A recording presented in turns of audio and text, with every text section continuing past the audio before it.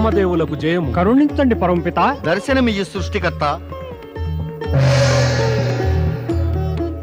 దేవేంద్ర, ఇది తమకు తెలుసునా? బ్రహ్మదేవులు తన స్థానాన్ని, స్వరూపాన్ని ఎందుకు మార్చుకున్నారో? లేదు సరస్వతీదేవి. మాకు ఆశ్చర్యంగా ఉంది. బ్రహ్మదేవులు స్వరూపం ఎందుకు మార్చారు? నేను మీ దేవతలందరినీ ప్రార్థిస్తున్నాను. మీరంతా బ్రహ్మదేవుల సృష్టి రచన యొక్క రచనాత్మక కార్యాన్ని మాటి మాటికి భంగం చేయకండి.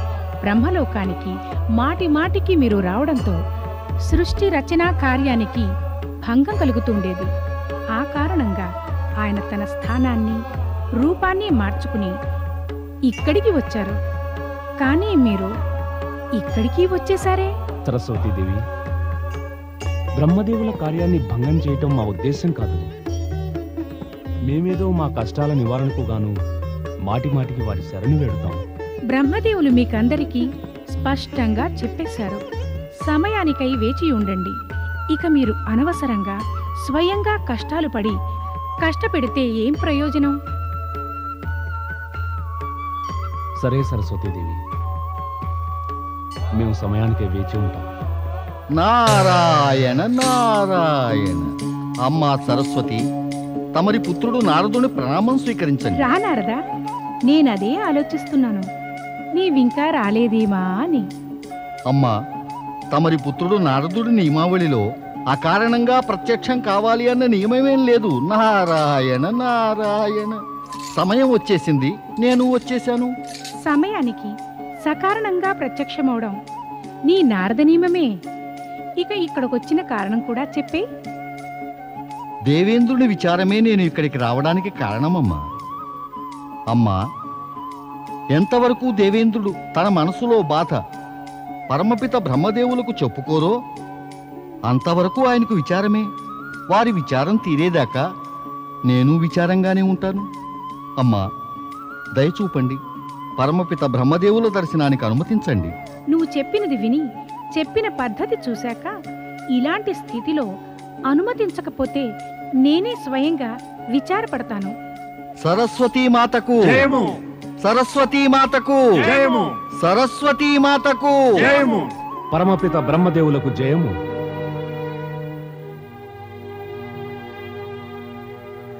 ప్రణామం బ్రహ్మదేవా.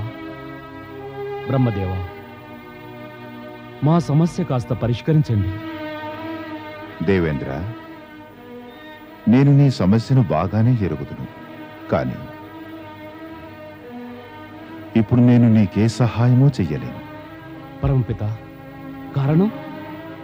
ఈ సమస్య పరిష్కారం దేవాతి దేవుడి శివుని ఇచ్ఛపై ఆధారపడుతుంది. మనమందరము దేవతలం. వారి ఇచ్ఛానుసారమే కార్యాలు చేస్తాం. అది విదితమే బ్రహ్మదేవా. కానీ ఇక తారకాసుడి అన్యాయాలు, అత్యాచారాలు సహనశక్తి అవధులను మించిపోయాయి. అయితే ఆ పాపాత్ముడు అంతం అయ్యేదాకా మా దేవతల సమస్యకు పరిష్కారం దొరకదు బ్రహ్మదేవా. దేవేంద్ర, ఒకే సూచనను మాటిమాటికి చెప్పాక కూడా మర్చిపోతున్నావు. ఏమిటా సూచన బ్రహ్మదేవా? ఎవరైనా అధపతనము అంతము చెందితే అది వారి పుణ్యకర్మాల ఫలం క్షీణించడం వల్లనే. ఎవరికైనా సుఖ, శాంతి, సంపద, సౌభాగ్యము ప్రాప్తిస్తే అది వారి పుణ్యకర్మల ఫలస్వరూపం. తారకాసురుడు తపస్సు సత్ఫలితం అనుభవిస్తున్నాడు. ఇక దేవతలంతా తపస్సు మర్చిపోయారు. పుణ్యమేవి మిగలకపోతే సమస్యలే సమస్యలు. దేవేంద్ర, తమరు ఆజ్ఞాపిస్తే బ్రహ్మదేవా మేం తపస్సు చేస్తాం. నా ఆజ్ఞానుసారం తపస్సు చేస్తే ఏమవుతుంది? పుణ్యం సంపాదించాలంటే మీరంతా శివారాధన చెయ్యాలి. అప్పుడే మీ కష్టాలు తీరుతాయి. పరమపిత, పార్వతి ఇన్నాళ్లుగా పరమేశ్వరుని ఆరాధిస్తూనే ఉన్నా ఇప్పటికీ లక్ష్యం సాధించనే లేదే. అజ్ఞానిలా మాట్లాడుకున్నారదా? నీకు బాగా తెలుసు కదా, ఆరాధన తపస్సు ఎన్నడూ వ్యర్థం కావు. పార్వతి తపస్సు సఫలమవుతుంది, ఆమె ఆరాధన కూడా ఫలిస్తుంది. నీవు కాశీ విశ్వనాథుని జ్యోతిర్లింగం కథ వింటే ఈ నిజాన్ని అంగీకరిస్తావు. దుష్కర్మలే వ్యర్థం కానప్పుడు జపతపాలతో ప్రాప్తించిన సత్కర్మలు ఎలా వ్యర్థమవుతాయి? కాశీ విశ్వనాథంలో జ్యోతిర్లింగం ఎలా విరాజిల్లిందో మేమంతా తెలుసుకోగోరుతున్నాం దేవా. మీకు తెలుసు కదా, శివుడు శక్తి ఒకే రూపమని. శివపార్వతుల లౌకిక వర్తమాన మహిమలు ఈ జగత్తులో సమక్ష తపస్సు మహత్తును వివరించేందుకే రచించబడ్డాయి. అందువల్ల రాబోయే యుగాల్లో ఈ విషయం ఆదర్శప్రాయమవుతుంది. అందువల్ల దేవతలారా, నా మాట వినండి. శివుడు శక్తి కలిసిన అర్ధనారీశ్వర రూపమే ఈ జగత్తులో వ్యాప్తమవుతుంది.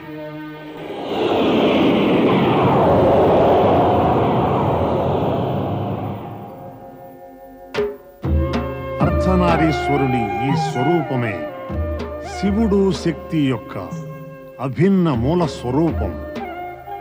ఎప్పుడెప్పుడైతే శివుడు శక్తి ఏకరూపం ధరించి విభిన్న రూపాల్లో కనిపిస్తారో అప్పుడు కొత్త సంఘటనలు సృష్టించబడతాయి.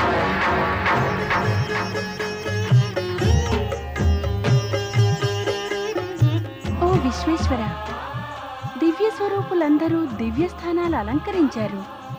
కానీ మన స్థానం ఎక్కడా? ఎక్కడ విశ్వనాథుడు మొదటగా అవతరించి జగత్ కళ్యాణం కోరుకుంటాడో అదే మన స్థానమగును శక్తి. భూమండలంలో అటువంటి ఏ స్థానంలో తమరు అవతరిస్తారు విశ్వనాథ? కాశీయే ఆ పరమపవిత్ర స్థానం కాగలదు. అక్కడ జ్యోతిర్లింగ స్థాపన అవుతుంది.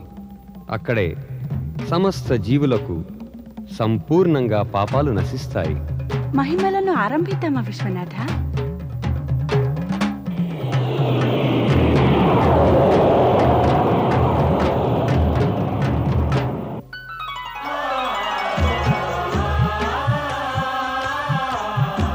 ఆ మహిమలో నీవు కూడా పాల్గొను శక్తి.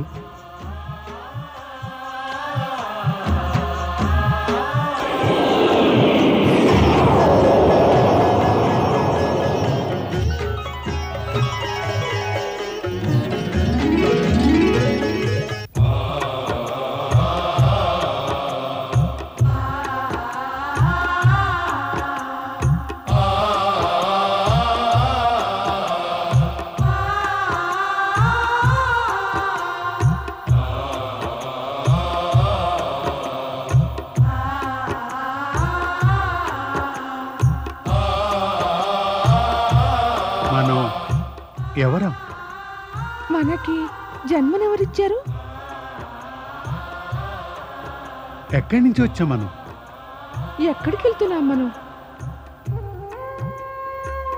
మనకి జన్మదాత ఎవరు? ఏమిటో మనకేమీ తెలీదు.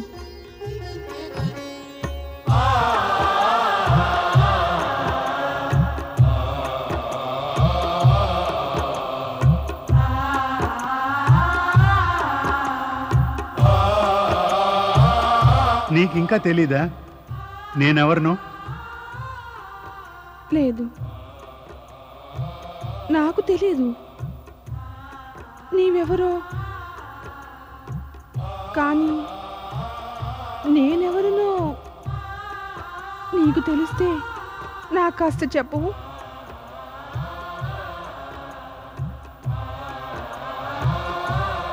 సరే, నువ్వెక్కడి నుంచి వచ్చావు? నేనా? నీవొచ్చిన చోటు నుంచే. నేనెక్కడి నుంచి వచ్చాను?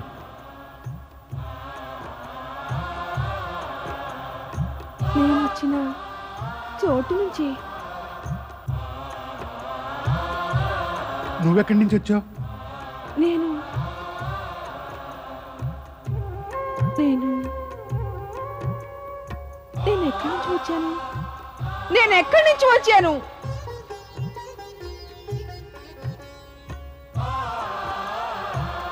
నేనెక్కడి నుంచి వచ్చాను?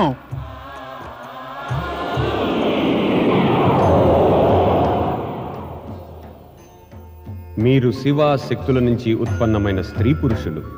విచారాన్ని వీడి మీ తండ్రి శివుణ్ణి ఆరాధించి తపస్సు చెయ్యండి. మీ ప్రశ్నలకన్నిటికీ సమాధానాలు లభిస్తాయి.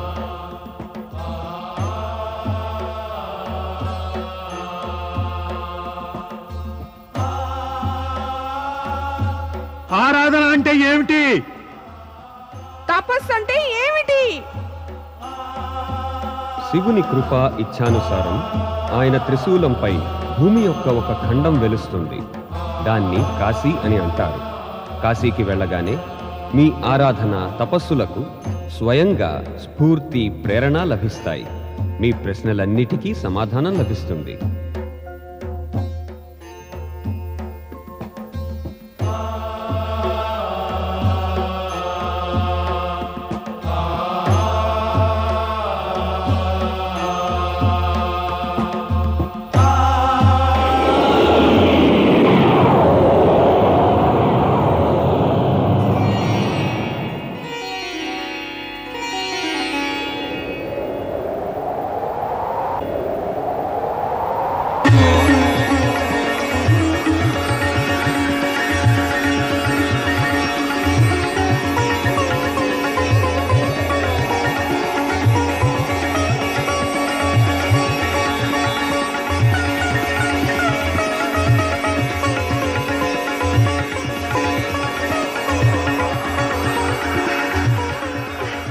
ఇదే కాశీ అనుకుంటాను.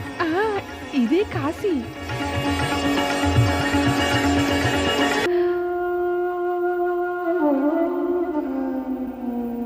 అద్భుతంగా ఉంది ఈ కాశీనగరం.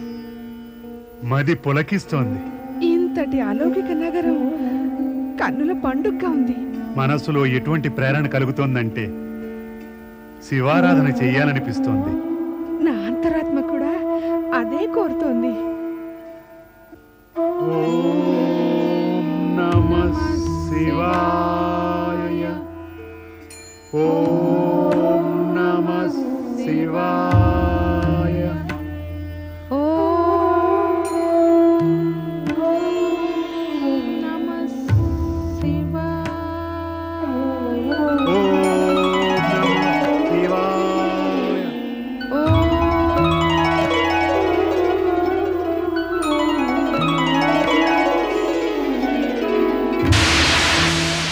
ఓం నమః శివాయ. ఓం నమః శివాయ. ఓం నమః శివాయ.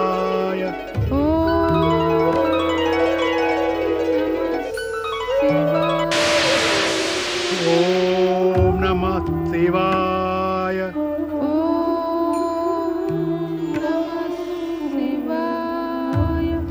ఓం నమః శివాయ. ఓం నమః శివాయ.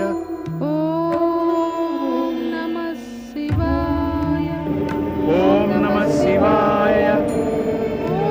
ఓం నమః శివాయ. ఓం నమః శివాయ.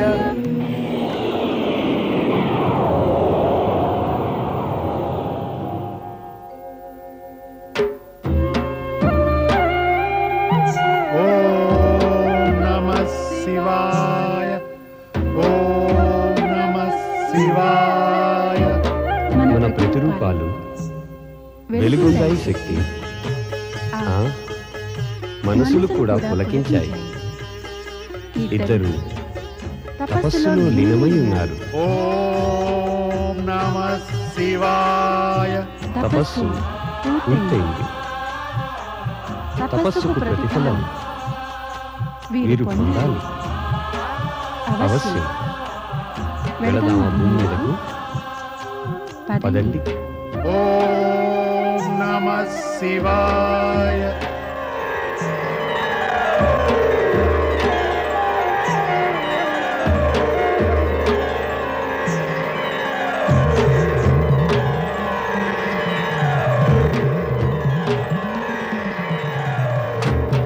ఓం నమః శివాయ. కళ్ళు తెరవండి. మా మా నుంచి నుంచి జనించిన పురుషుడా పురుషుడా ప్రకృతి కళ్ళు తెరవండి. మా వైపు చూడండి. మా వైపు చూడండి.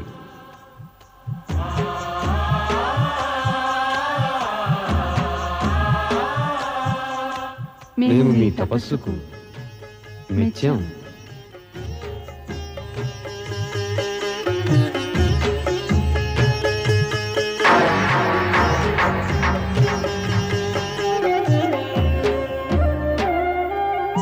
మీరు ఏ తల్లిదండ్రుల దర్శనానికై తప్పించారో వారు మేమే.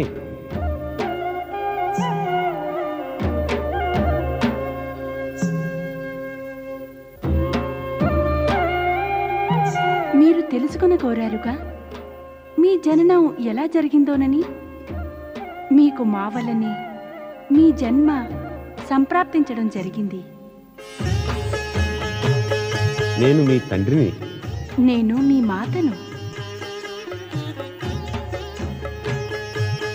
తమరి పేరేమిటి?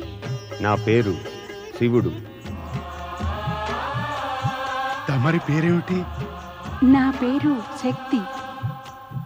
మీరు ఇరువురు కూడా మా ఆజ్ఞను పాటిస్తూ ఆదర్శ నరనారీ రూపాలను ధరించారు. మేం మీ ఇద్దరి పట్ల ప్రసన్నులం. కోరుకోండి, ఏం కావాలో.